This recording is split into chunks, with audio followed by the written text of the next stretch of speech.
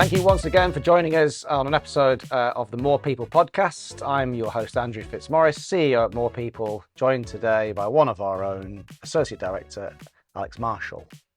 Thanks for joining us. Thank you for having me. Thank you very much. So I figured we'd use this session for a few things. One, a bit of a getting to know you exercise. Okay. And two, perhaps squaring away some of the myths or talking about some of the challenges within the food technical marketplace, which is where you've been for quite a while now. 19 years. 19 years. 19 years. So let's go back to the basics then. So how did you get into recruitment in the first place? Where did it all start? Well, I am one of these guys that fell into recruitment. So went off to university, did a degree in sports studies and PE, wanted to become a PE teacher.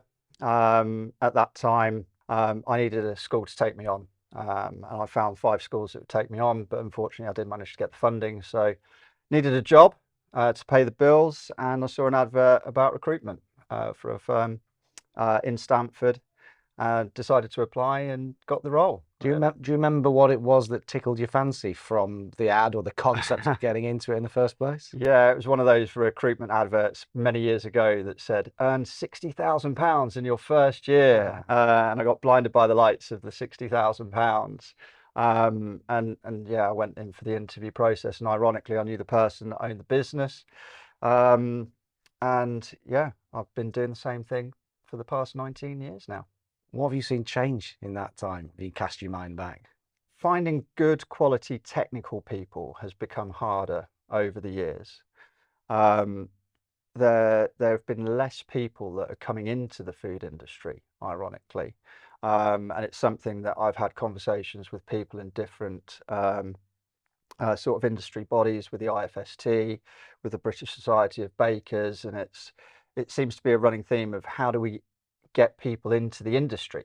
It's not as sexy as going and working in the city and that sort of stuff, but actually there are some really exciting careers that can be had, and I suppose we need to educate people about that, and highlight the opportunities to have a really good career. So it's been harder to find decent quality technical and quality professionals into the industry. It's amazing how that conversation has just continued to evolve and worsen in some respects. I think the university numbers probably support it. Yeah, I know through some of the work we've done with universities that the number that are offering specific courses is dwindling, and having to think outside the same gene pool for solutions is something that we're being tasked with. But to what degree clients are open-minded about what they need doesn't always necessarily match reality. Have you seen people crossing over more with product knowledge from one product into another, or from even areas outside of technical into technical? Yes, on both fronts. So when I started all those years ago, it was pigeonholed. You're either in fresh produce or food manufacturing. And you didn't see much crossover between the two. Certainly, clients were very specific. We need to have somebody that's got ready meals experience and supplied to M&S. And technical people did really get pigeonholed in terms of their product and their customer experience. Yeah. But we have seen a change over years, where there are some big fresh produce businesses where I've seen a lot of people that have been purely food manufacturing that have gone and joined some big fresh produce businesses, and I think that's quite important, because there's a lot of skills and ideas that can cross over and can add value to both sectors without a doubt. And yeah, on the other piece, in terms of people moving from what I used to call the dark side of operations, moving into technical, we've seen people again move over from operations into technical, and vice versa as well. And I think that something else that's changed over the years is that relationship between technical and operations. I've seen that change to become far more harmonious. Businesses understand the value that technical brings to a business. They're not there to try and stop operations from hitting their KPIs and getting product out the door. They obviously want to make sure that product goes out the door is hitting all of the specifications and is going to exceed what the customer's needing, because at the end of the day, if it's not, you're probably not going to have a customer base. Has some of that appetite to be more flexible come because the fresh produce clients in that example are becoming increasingly sophisticated? Or is it more that the clients recognize they have to be more open-minded because there is this shortage of technical people? Produce clients, I would say, have become far more sophisticated and realize that there's a lot of value that can be added from the ideas and the procedures and everything along those lines that food manufacturing has got. And that can really add value to any fresh produce business, and vice versa as well, produce into food manufacturing. I mean, food manufacturing never really looked at produce individuals. They were very, very sort of blinkered in terms of we need to have somebody that's come from a manufacturing background. We don't want somebody that's just checked apples or something along those lines. But we've seen plenty of people jump across the different food products over the years. You touched upon the IFST, which is the Institute of Food Science and Technology, Yes. who do a sterling job. We had their former CEO on a previous podcast. They do a really good job waving the flag and doing their bit to try and pull more young talent into the food industry. One of the challenges I've often found, and I've now handed some of this stuff over to you, is when we go and talk to that candidate population, they tend to be food sciencey people. So they're often already en route to come into the industry, whether we go and talk to them and tell them it's great or not, because they already hopefully know it's great. They're on the route. A number of those people end up in technical roles, but it's not like every person in food tech comes from a food science degree, is it? No, not at all. I mean, certainly a lot of the grad schemes that I'd seen from the likes of Bakkavor and Greencore, and Samworth even did one as well. When you looked at the degrees that some of these people had studied, they were nothing to do with food, nothing at all. There were a lot of people that had studied languages or history or economics, but they were bright, driven individuals that somehow had been told what a great industry that the food sector was. So yeah, it's not just people that have come from a food science background or a nutrition background. It's quite a diverse range of qualifications or degrees that have been studied prior to joining the food industry. Because some of those roles obviously are incredibly highly technical when it comes to functional ingredients or the work in food testing that goes on at Camden BRI or whatever. There's a lot of those roles that are very sciencey and very lab oriented, but there's a lot of people that end up in senior technical roles that come from shop floor QA, QC stuff, right? Yeah. There's plenty of people that I've seen that have started their career as QA and have progressed up that quality route into technical management and ended up as technical directors as well. So yeah, there's plenty of people that I've seen that have done that over their careers. So to explain to people who are the lay audience who aren't perhaps as au fait with these terms as you are, what are QAs and QCs doing? So quality auditors and quality controllers, they are ensuring that the product that's going out of the door is reaching specification, okay, that the operations team, that everybody within the factory is following the BRC codes of practice and the customer codes of practice, making sure that everything in the factory is done properly, and ultimately that product that's going out of the door is meeting specification.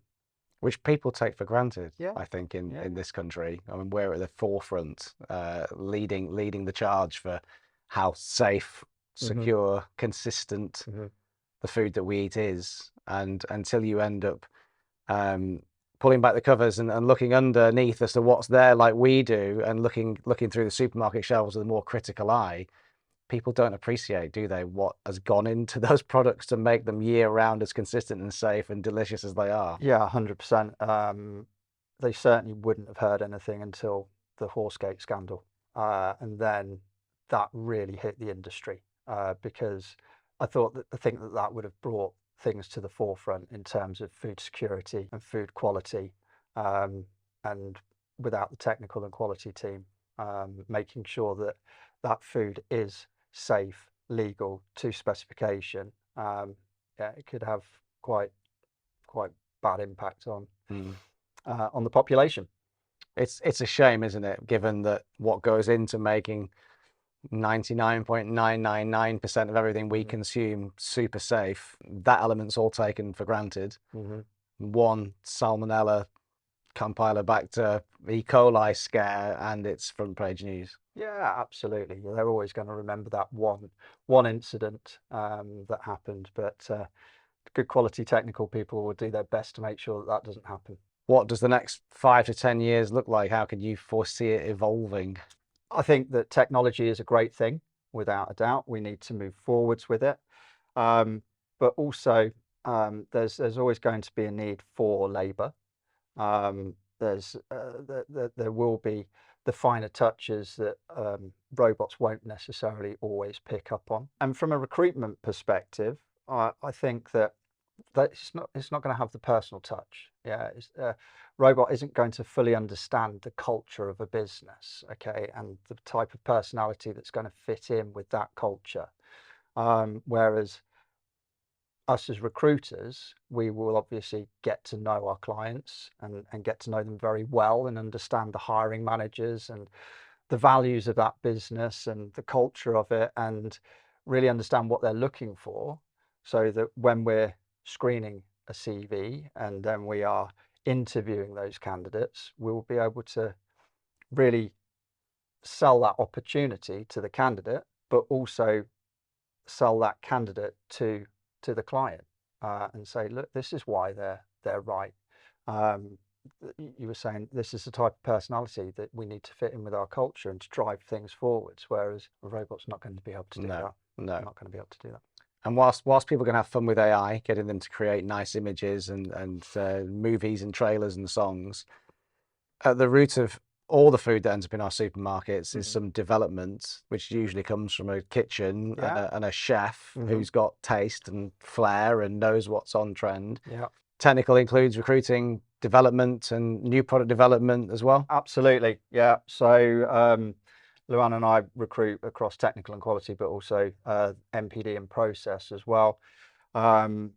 Yeah, I mean, from an AI standpoint, then robot's never going to suddenly develop the next ready meal or whatever it may well be, and that does come from creative foodies with a real passion for the food sector. So yeah, AI is never going to take that over. But yeah, we recruit into NPD and Process also.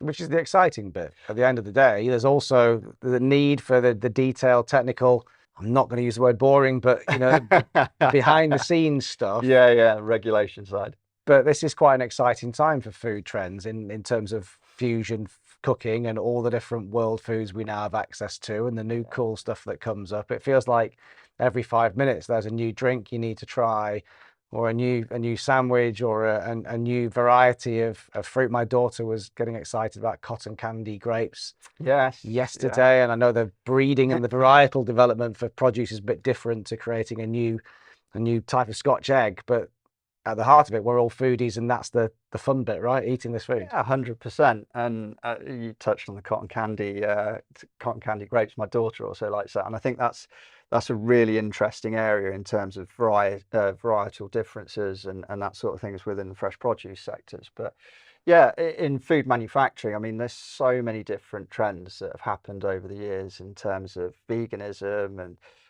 less meat. And I mean, the meat-free sector has grown. I didn't even know of the meat-free sector 19 years ago, and look at what's happened now. And there's some great products that are out there. But yeah, that is the exciting side of things, I suppose, certainly compared to the technical side of things. I think if we can justify bringing food samples into the office and eating more than our fair share, then that's another little perk of the job, I guess. I do remember going to a food manufacturing place and doing a taste panel, and it was very enjoyable. Yeah, it was great. Any excuse for a Michelin star meal as a bit of reconnaissance. Absolutely. Yeah, absolutely. Cool. Thanks, Alex. Thank you very much.